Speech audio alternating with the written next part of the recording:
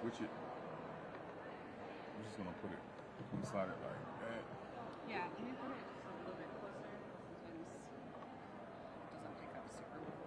Okay. Yeah, it'll work. Okay. No problem.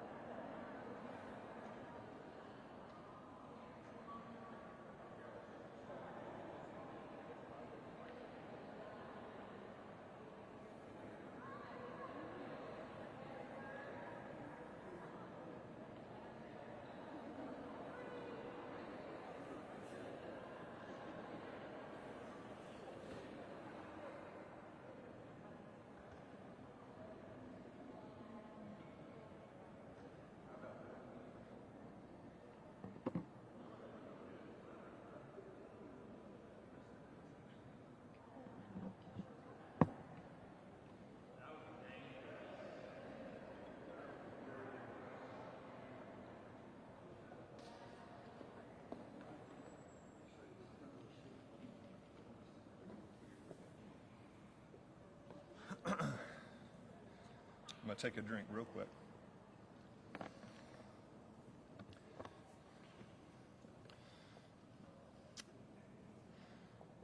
So the other night, driving home from my daughter's school, stop in a gas station, have a gentleman come up to me. He starts telling me he's taken on another job, working 2 jobs to provide for his family, trying to make ends meet, has seen how bad economic conditions are, and wanted to know what was happening here at the Capitol to provide real support for families. What was Oklahoma going to do to help the hardworking people of Oklahoma so that they could provide for their family? That conversation occurs almost every day as I walk around the state. People want to know, when is Oklahoma going to step up and defend working class families? Then this week, I see a budget come out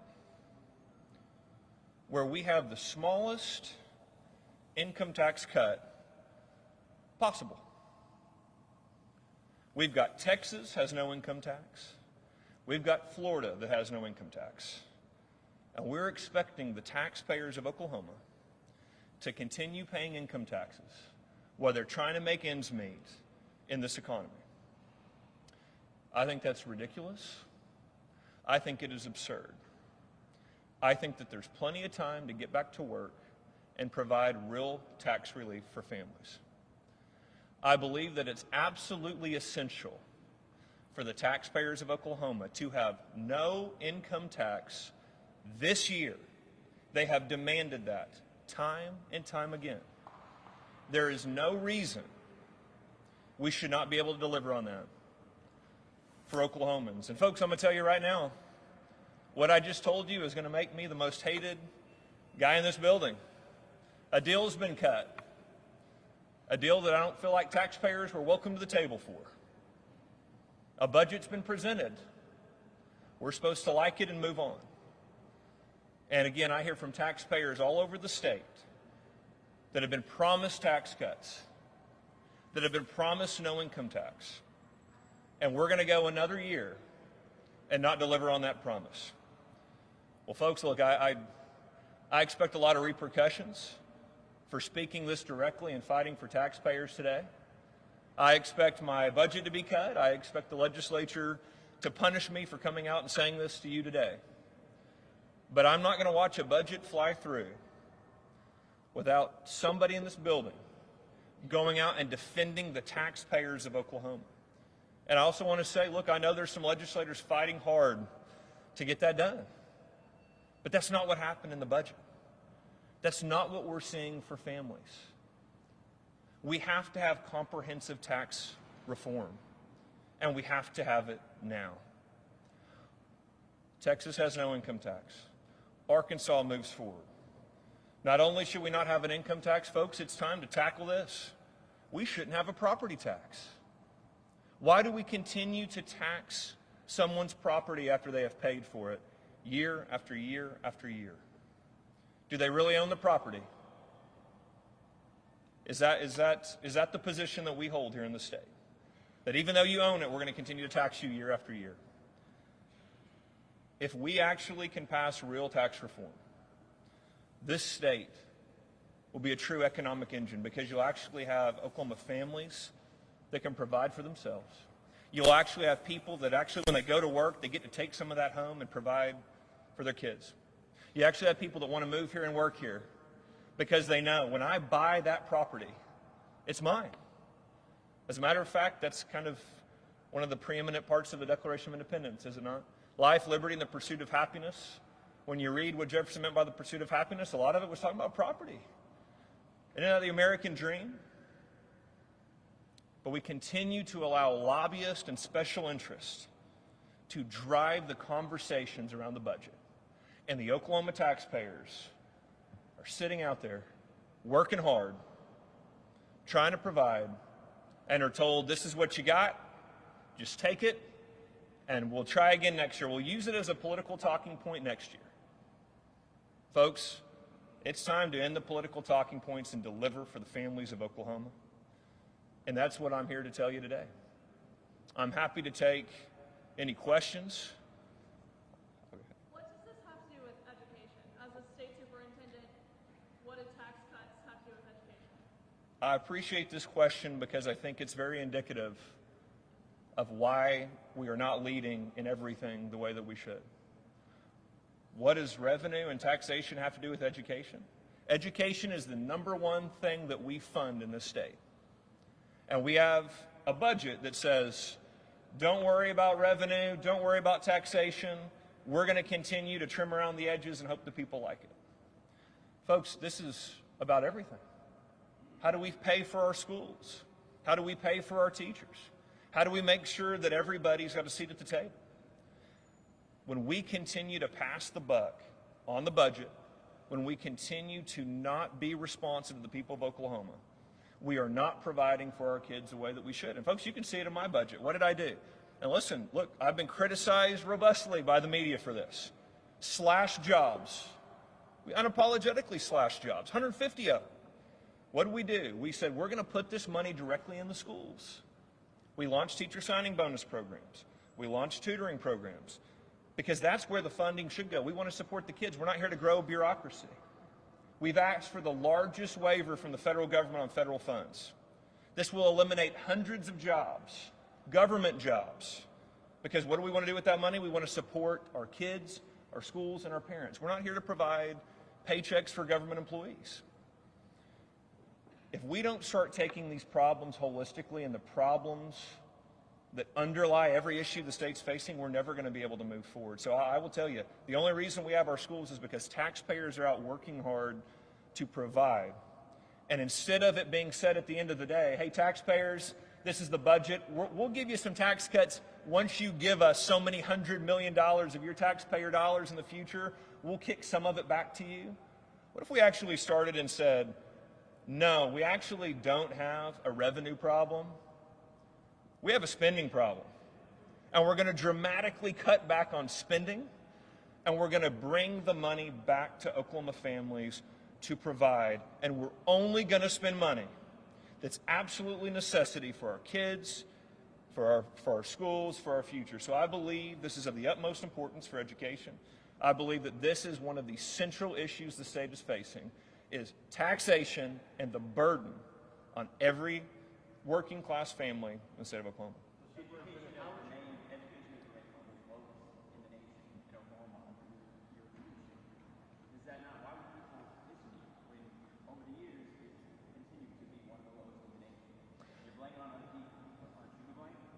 Sure. So let's take a look at that question. Again, K4 gets it fundamentally wrong, which at least you're consistent of being wrong. So we are not in the bottom of education. We've continued to see dramatic increases in Oklahoma City and Tulsa. I know y'all don't care to report facts. Facts are stubborn. Hey, look, K4, I got it. You're fake news. I got you. That K4 will consistently report lies, and I'm going to consistently call you out on those. So thank you for the question. Again, you couldn't be more wrong. You guys are always wrong, and Oklahoma taxpayers are tired of it. They're tired of your lies. They are tired of the media not putting a spotlight on an issue like the budget. K4 doesn't want to talk about that. They don't want to talk about the amounts, the cost to taxpayers. They don't care. And so, folks, I gave you a question. You don't like my answer, but that's okay. So what you're going to continue to see is fake news like K4 try to cover up the major issues facing American families. Oklahoma families, do you want more money in your pocket or not? Do you want your income taxed? I think the answer is no. I hear it every day. Do you want your property taxed for the rest of your life? I think the answer is no. So I'm going to continue to fight against lobbyists, special interest, fake news media outlets, and I will continue to defend the people of Oklahoma unapologetically. Well, I appreciate the question. That's a question I'll look at over the summer, but right now I've been very consistent on this. My focus is the school year and this legislative session. We still have time this legislative session to get it right. That's why I'm here today. We have time. The people of Oklahoma are speaking. I get it everywhere I go. When are we actually going to see real tax reform? When am I actually going to see my taxes cut in a way that actually makes a difference for me and my family? We have time to fix it. So Murray, I'm here today to say we've got time. We can eliminate the income tax.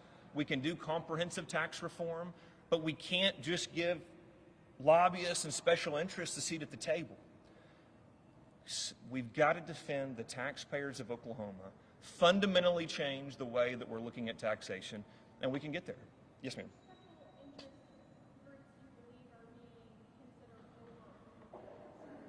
Well, look, where's the cuts? Where's the cuts in the budget? And you all know this. Again, media, you report on it every year. Folks come to the table, they have their asks. People meet in closed-door rooms, a number walks out, gets rolled out, and that's the number. Where did the number come from? Well, everybody came with their asks. You know who didn't come with their asks? Oklahoma taxpayers that say, listen, actually, this is tough for me and my family. Actually, we're making decisions. I ran into a mom the other day that said, we're making decisions on summer camps. I don't know that my kid can go to this camp this summer because, again, times have been tough. We think things are getting better, but these are still decisions that are affecting our families. So the lobbyists get together, they meet with the legislators, they meet with the governor, they come away with a number that is palatable for them. There's no consideration for the taxpayers, and that's the number that's rolled out. And so we've got to get past talking points of tax cuts and get into the actual tax cuts that families see and it frankly impact behaviors, right? I mean, if you're talking about $100 over a year, does the family even know that happened? I mean, that's where you've got to do. You've got President Trump at the federal level. I mean, look at how many attacks President Trump has taken to cut billions of dollars. I mean, billions of dollars, real world savings. We're here in a state where every county voted for that president, voted for President Trump. And we're saying we can't cut government? I fundamentally reject that. I think that Oklahomans fundamentally reject that. I think that they want to see a budget that cuts their taxes in a way that's meaningful for them. And I know that we should deliver that for our taxpayers. Yes, ma'am.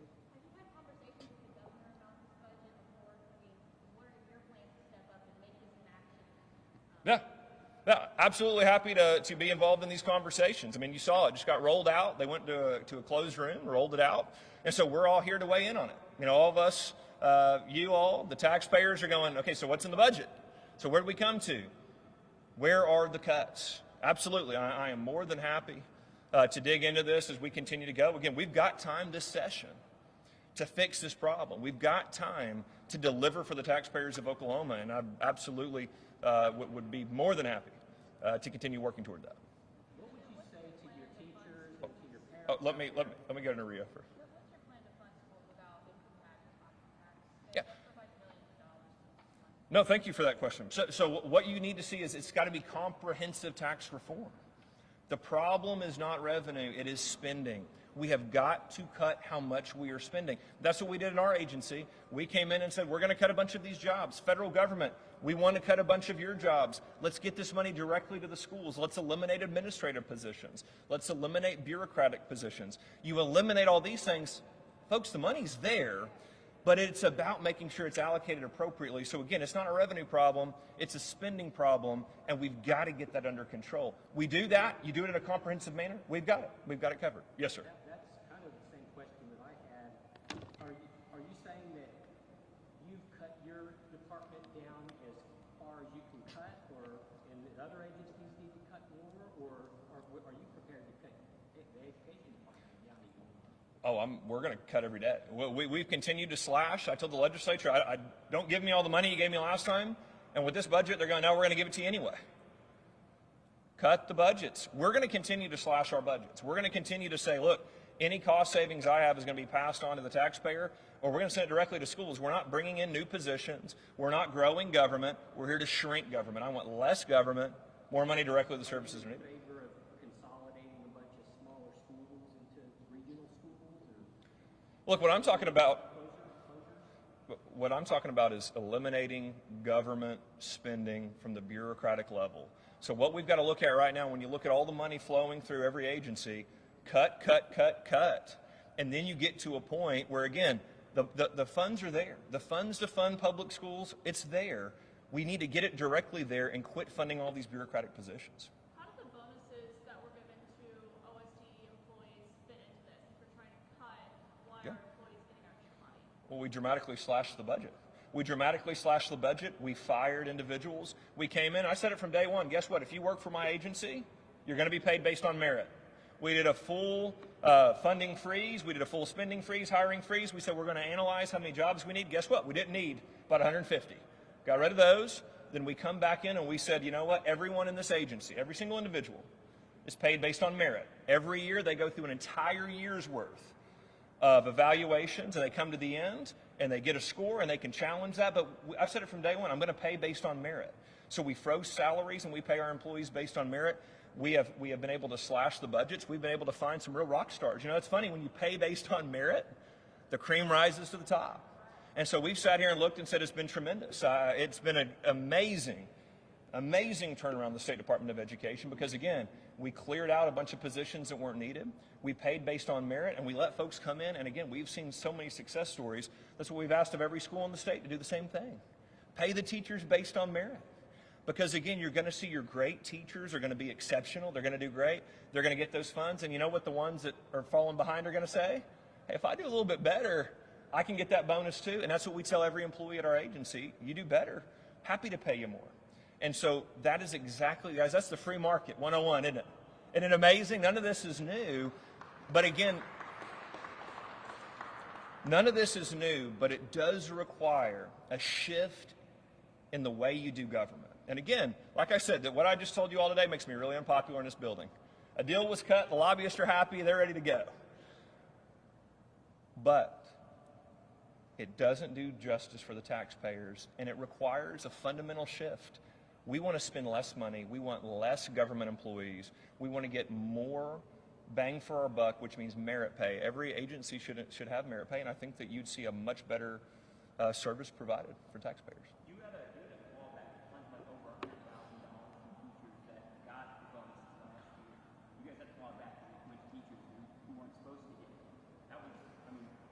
This K4's last question. You guys know how to waste time. Is it not true that we are accountable? We're accountable for taxpayer dollars. We are accountable for taxpayer dollars. We will always be accountable for taxpayer dollars. Sorry, K4, you're going to be on ice. Enough. K4, hey, fake news somewhere else today. Thank you for your time. Any real questions from the media? Yes, ma'am. So what I'm hearing is that you cut your budget, but you want more money from the state for education because you're saying that's so important. Why did you cut your budget when you need that money? No. Let me just make sure we understand this. No, we don't need more money. What we need is for every agency to do like what we're doing in education, which is say, we are going to scale back government. My goal coming in office is to have less government. We're going to scale back what we're doing. We're going to make sure so the taxpayer money that is allocated for schools gets to schools. So we're going to dramatically cut down. I'm going to ask for less money, like I've continued to do, and say, we don't need money. Get the money directly to schools. This budget is enough for schools. We want less administrative positions. We want more accountability. We want more transparency. We want more to go into paying based on merit. And we said, look, the money that's there is sufficient. We didn't ask for more money. We asked for less. But again, the practice should be whatever we need, allocate those funds, but don't grow government in doing so. So that's kind of that's my position there. Budget that was allocated to SDE specifically, not a bigger increase in budget than you asked for. A lot of the budget proposals were not needed. Yeah. No funding for Bibles, funding for tutoring, but no funding for some of the other initiatives that you've asked for. So can you speak to what you saw in that? You know, I mean, again, I want less money going to our agency.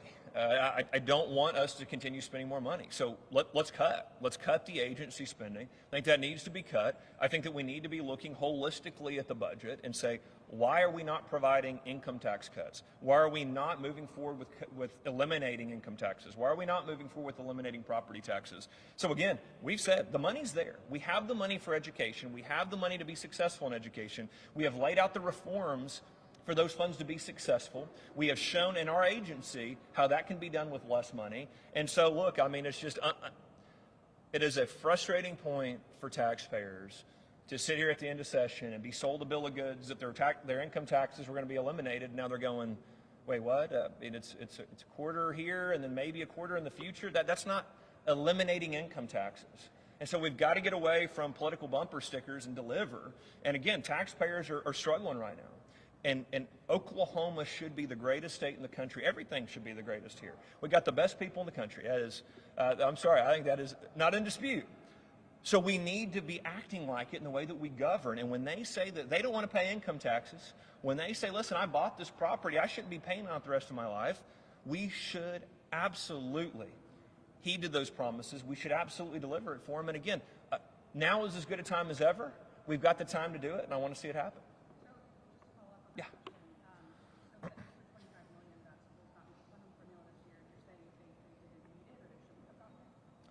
Look, I'm saying we can fund education directly, and I'm fine with the way that we're funding education. I told you I didn't ask for more money. I told you what I want to see is less administrative positions. What I've told you is I want to see less bureaucracy. What I told you is I want to see money being spent more efficiently. Because again, I can give you a million anecdotes, but when I'm out in public and I go see somebody at the diner and they're telling me like, this is the only time we've been out to eat this whole month because times are tough, those are the people that I'm sitting there going, why aren't we delivering for them? And why aren't we having our belts tightened everywhere else in government to say, no, actually, we can stretch a dollar. We can find more efficiency here. We can eliminate government positions. We've got too many government positions. That should be dramatically less. And so if you do that across the board, you've got money.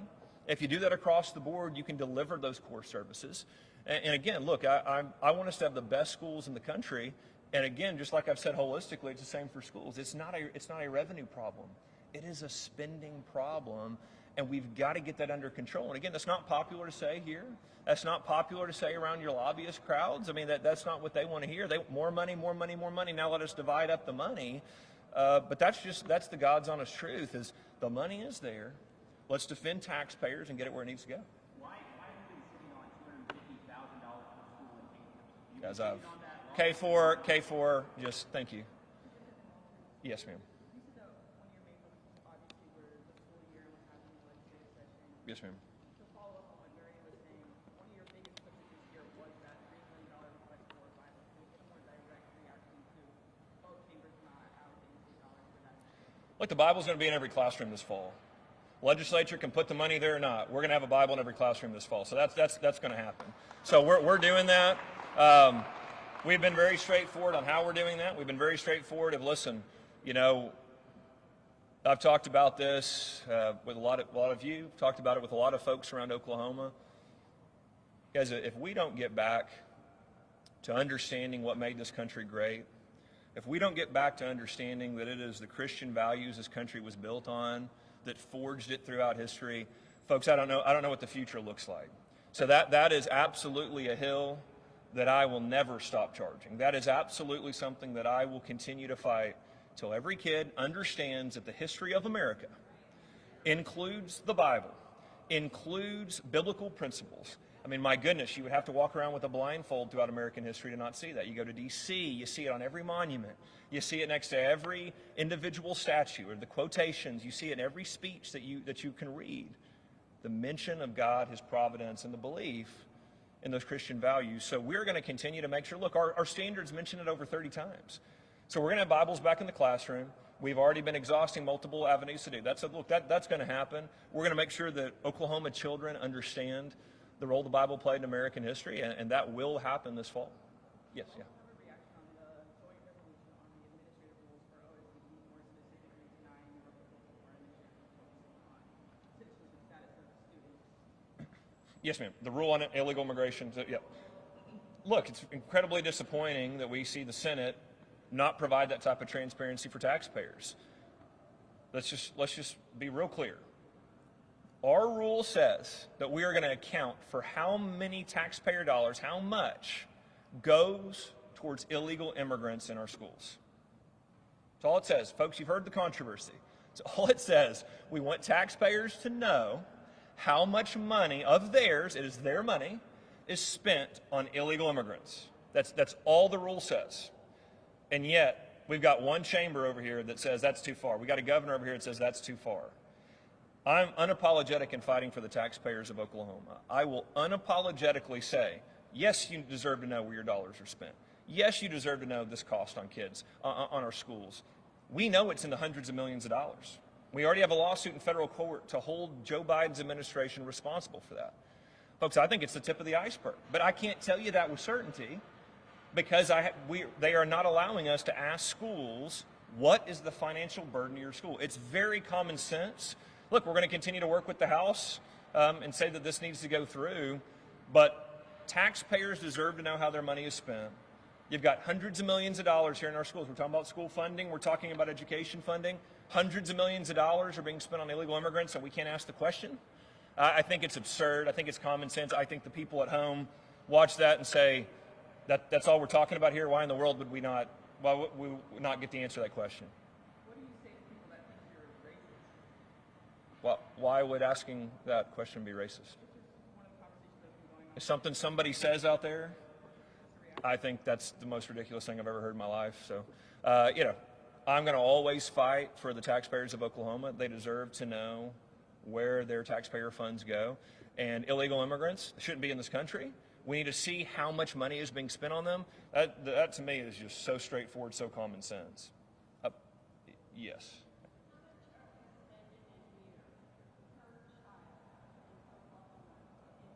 Yeah, it's a little over $10,000. I mean, it depends on the district here, but I'm giving you a rough estimate. You talk about federal funding, talk about local funding. It is kind of your bottom line is at least $10,000 a child. So you look at that, and just again, let's keep the numbers really simple. Let's just call it 10,000. You look at a classroom again, math. Let's walk through a little simple math equation. So you have $10,000 a kid. You have 20 kids in a classroom. It's $200,000. If you get away from bureaucracy, if you get away with all this wasteful government spending and you get down to it, so taxpayers are paying $10,000 for Johnny and Susie's education. So that means sitting in a teacher's classroom with 20 kids, there's $200,000 there. Ask that teacher if she feels like there's $200,000 in her salary sitting in that classroom. But when you break it down like that, it really does get to that fundamental problem, doesn't it? The money is there, but it's not being spent appropriately. Superintendent, the governor has also said that he wants a zero income tax. So Yeah. that sounds I'm sorry, you're like right behind the light. But yeah, go ahead. Yeah. It sounds to me like something you're in agreement on. Have you talked to him about that? Well, look, I'm looking at a budget here. That's fine. And again, it's one thing to say it. It's another thing to do it. So we're going to go another session and say we're on a path for it. And how many years? It's triggered by revenue, right? Okay. So again, taxpayers, if you pay us several hundred million more than we need, eventually we'll give you your tax cuts. Look, I just fundamentally disagree with that approach. The approach should be, we're not taking taxes from your income anymore. We want you to work in Oklahoma. We want to incentivize work. So we're not going to tax you when you come over here and work. Hey, come up from Texas. You're not going to be hit with a tax for working in Oklahoma. But you start with taxpayers. We're not going to collect this tax. Well, when you start there, then you make the government adjust to that. Okay, we're not collecting this anymore.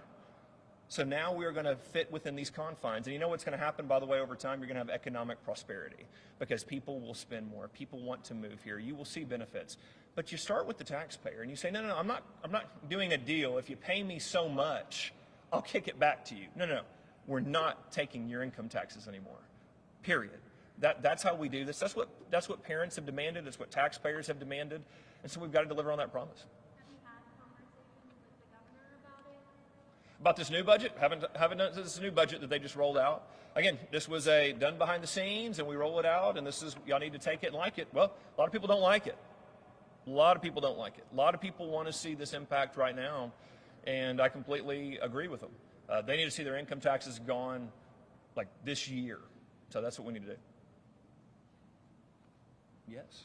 So this legislature has been out of step with voters and the mandate in November about not growing government, particularly Senate Bill 224, and it was related to education and workforce, and it proposed a brand new entity that would cost millions of Oklahomans, total duplication.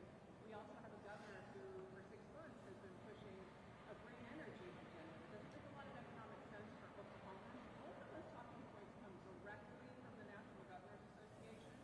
Can you comment on that? Yeah, look, this green energy subsidy nonsense has to stop. I mean, it's unbelievable to me. We're in an oil and gas state.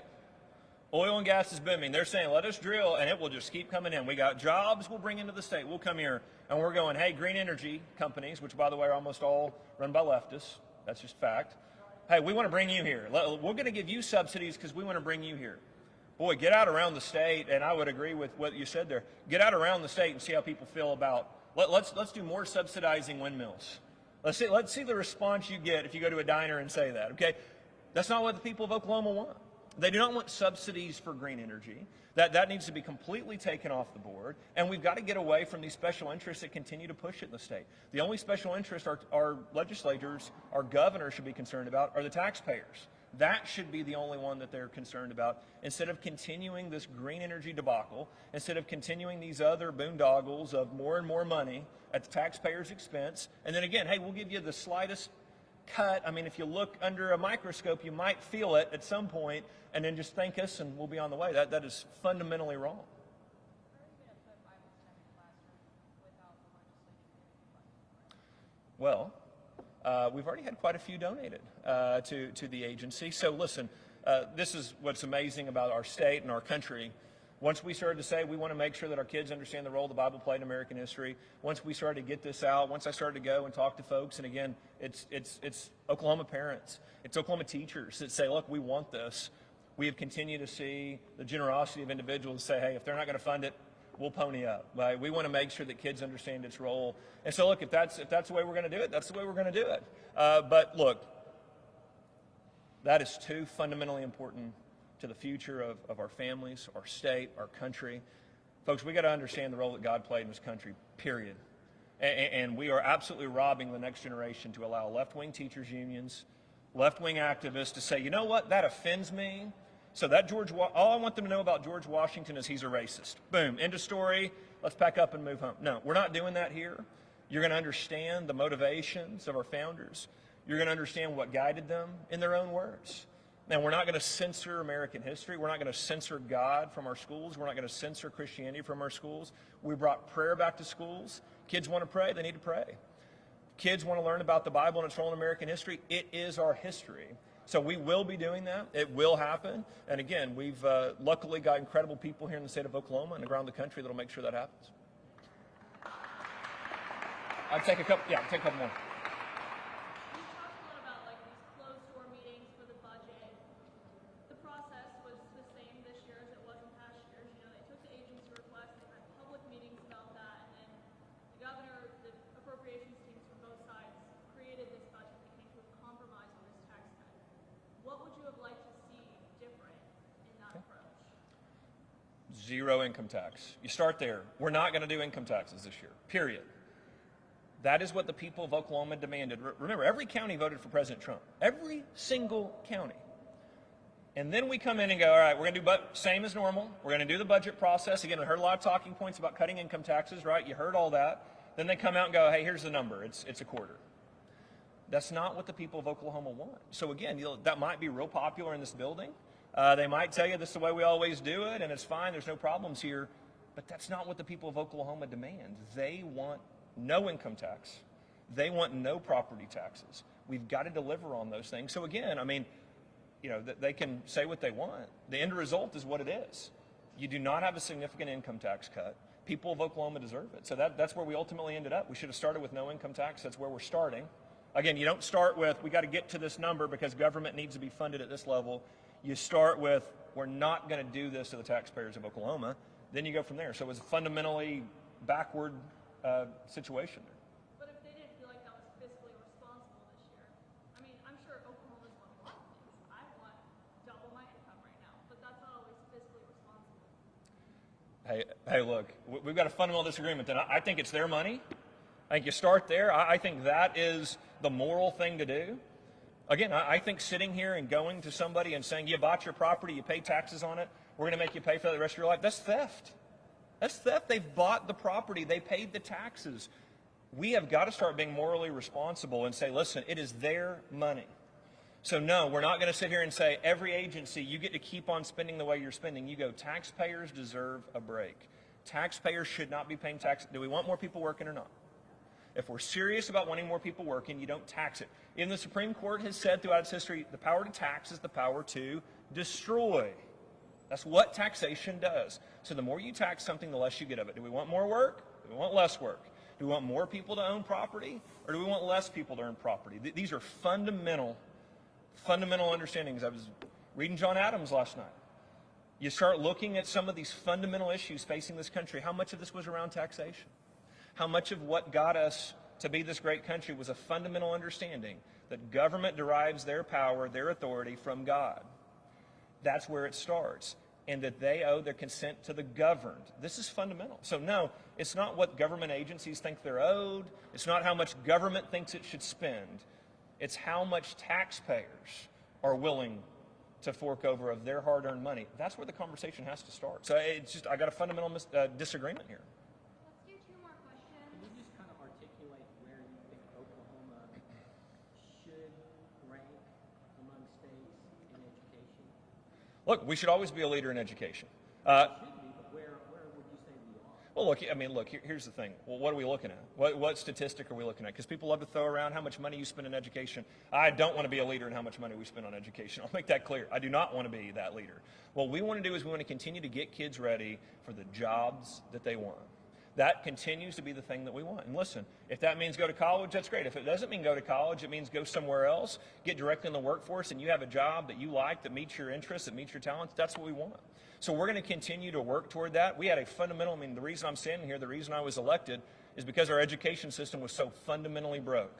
They weren't protecting parents' rights. The teachers' union ran that agency. The teachers' unions ran our schools. We have run them out of town, and we're in the middle of the most dramatic education reform in the country. And so we're going to continue to move the ball down the field. We're going to continue to issue the most dramatic conservative education reform in the country. Got these incredible new standards, incredible new parent rights, incredible new accountability systems. We've got teacher recruitment at record highs. So we're going to continue to do those things, and you're going to see a dramatic turnaround continue. Okay, we got one more. Yes, ma'am. So we talk a lot about money management and education at the state level, but a lot of these decisions are made at the local level or state, closest to the parents, those decisions. You have a new initiative to start training, offering quality training to local elected school board members. Will that include fiscal training so that those community representatives understand what their options are with funding under the law? Yes, and by the way, it's free. So thanks for the question. It is free. We are offering trainings for school board members so that they understand they actually respond to their communities And that's what they should be. They should be responsive to their communities. They should be fiscally responsible of their districts. That's where their responsibilities should be focused. They should be holding their local superintendents accountable because they're the ones that are elected. They're the ones that come from the community. And so what we're going to do is make sure that every school board member in the state is equipped with that. And frankly, again, we're going to eat the cost of that. Don't go pay some other organization that's going to go out and weaponize those dollars politically. Hey, we will do it. We will tell you what the law says. We will tell you the interpretations of how you do these things. We will equip you, and we'll be ready to help you any way we can because, again, we want every school to be successful. We want every kid to have a great teacher. We want every kid to have a great education. And so, folks, in closing, again, I appreciate you being here today. We have got to get this question right. We've got to zero out the income tax. We need comprehensive tax reform. We need to end property taxes in the state of Oklahoma. We need to give power back to taxpayers, power back to the people. And this will continue. And then finally, our state government will be reflective of the people of Oklahoma, which means it'd be the best in the country. That's what Oklahomans deserve. That's what I'm going to continue to fight for. So thank you guys for being here today.